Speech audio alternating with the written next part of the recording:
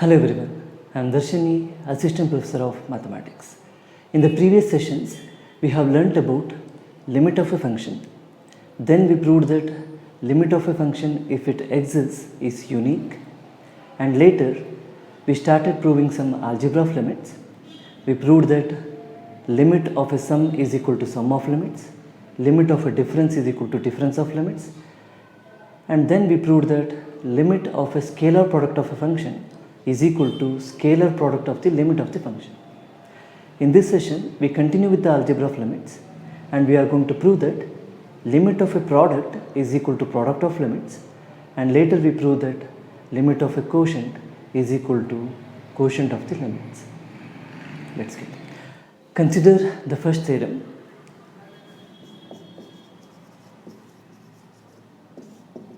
If limit of f of x as x tends to a is equal to capital A, and limit of g of x as x tends to a is equal to capital B, then limit of fg of x as x tends to a is equal to ab.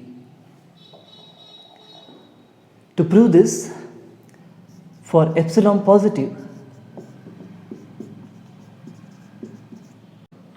I consider fg of x minus ab. The idea is to show that this is less than epsilon for some delta for which 0 less than mod x minus a less than delta. This is equal to mod f of x into g of x minus ab.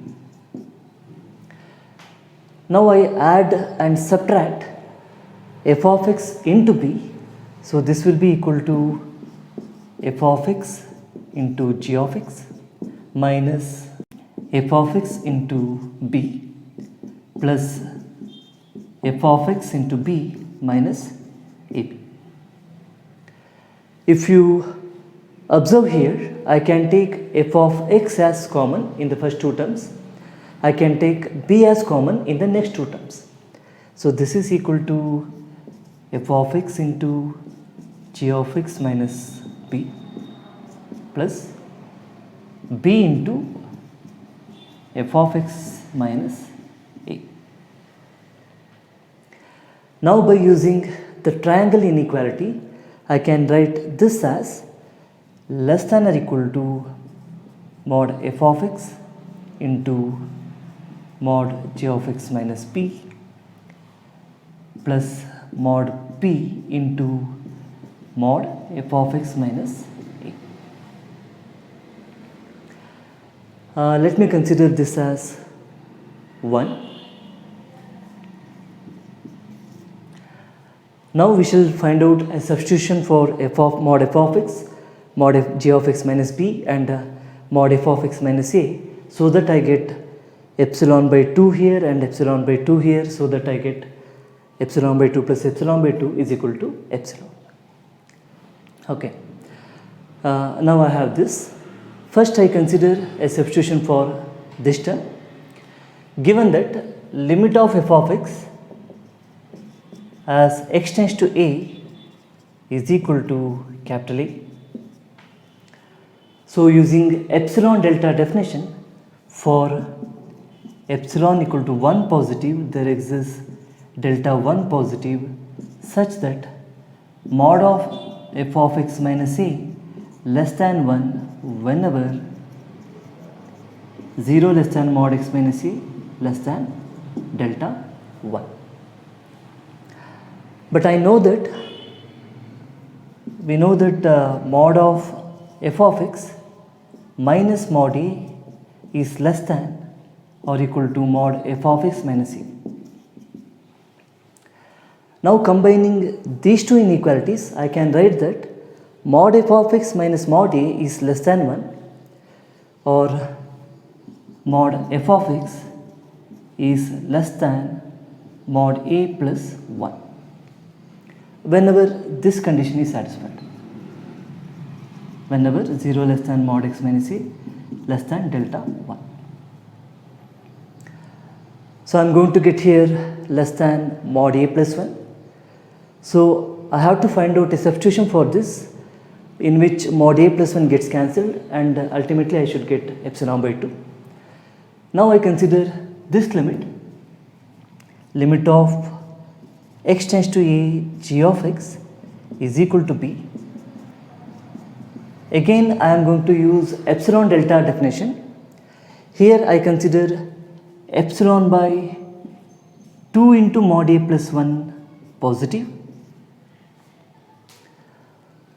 For this value I can find a delta 2 positive such that mod of g of x minus b will be less than this epsilon by 2 into mod a plus 1 whenever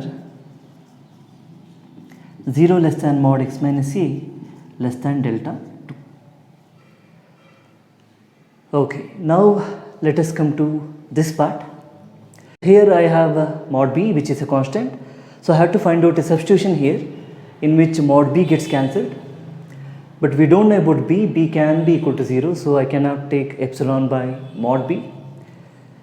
Again I consider this limit of f of x as x tends to a, which is equal to a. Here for epsilon by 2 into mod b plus 1 positive,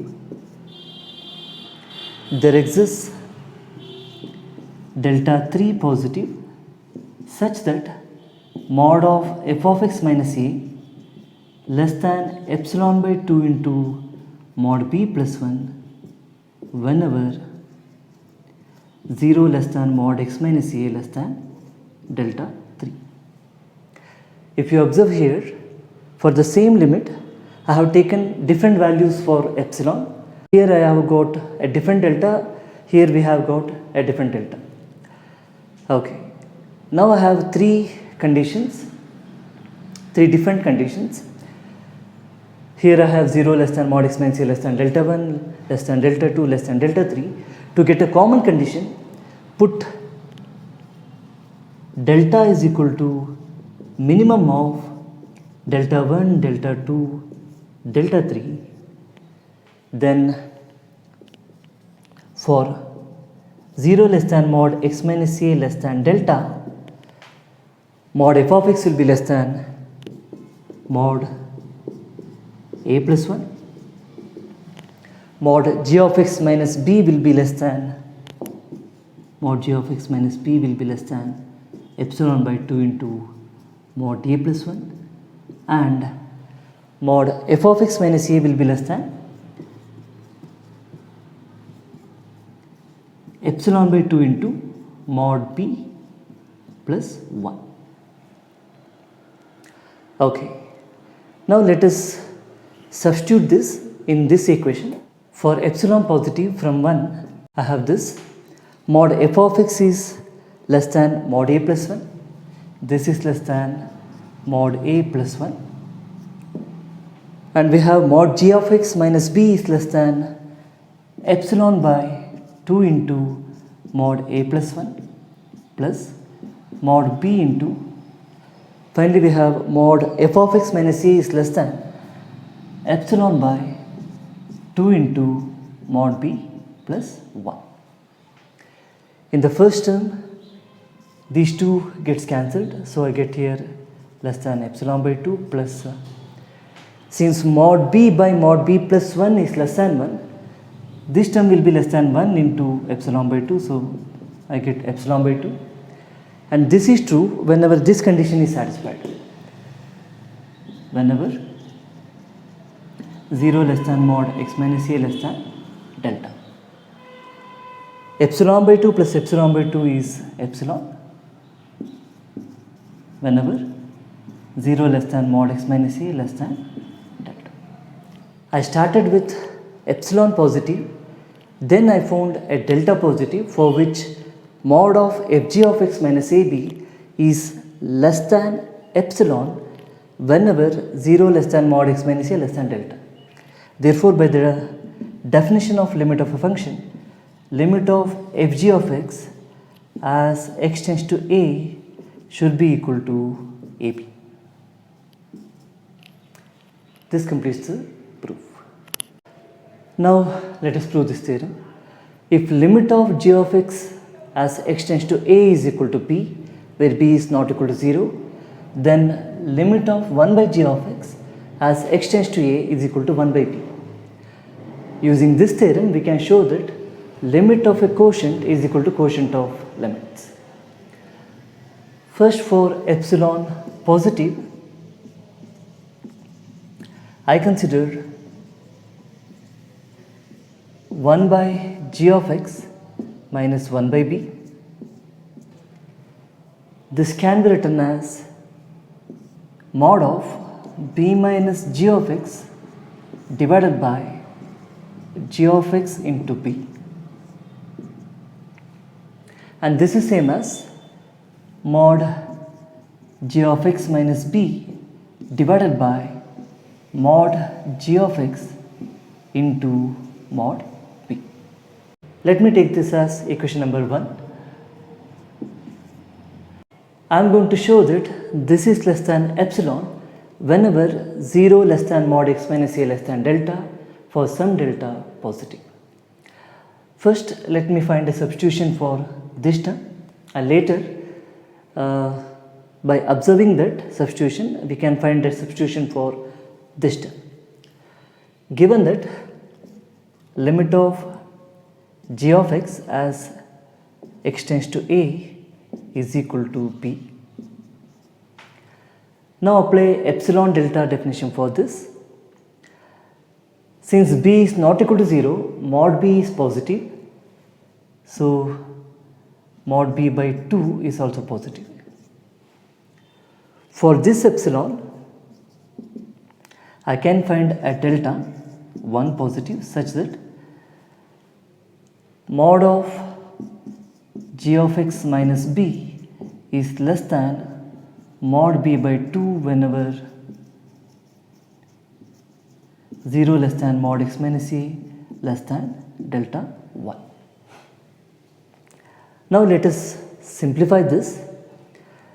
We know that mod of mod g of x minus mod b is less than or equal to mod of g of x minus b. Combining these two, I get this is less than mod b by 2. Now using this, I can write minus mod b by 2 is less than mod g of x minus mod b less than mod b by 2. Now let us consider only this part. Add both the side by mod b. Solving this, I can write mod b by 2 less than mod g of x. But I want a substitution for 1 by mod g of x, so I take reciprocal on both the side. So 1 by mod g of x is less than 2 by mod b. All these things are true whenever this condition is satisfied. Whenever 0 less than mod x minus c less than delta 1. Okay, so I have 1 by mod g of x less than 2 by mod b whenever 0 less than mod x minus a less than delta 1.